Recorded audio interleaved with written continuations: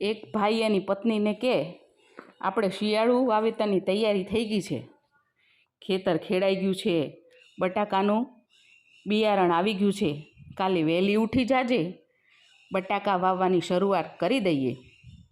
બે પતિ પત્ની વાતો કરતા હતા એટલામાં મેઘા કાકા આવ્યા.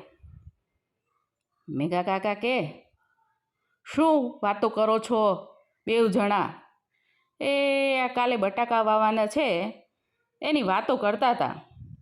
મેઘા કાકા કહે, તમને અંબાલાલ કાકાએ કહ્યું નથી મારે હજી થોડા દાડા રહેવાનું છે?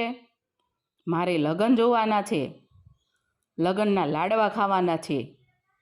બેઉ જણા આકાશમાં જોવા લાગ્યા અને બિયારણ પાછું કોથળામાં ભરી દીધું. હે મેઘા કાકા, હવે ઘરે જાઓ તો શિયાળુ વાવેતર થાય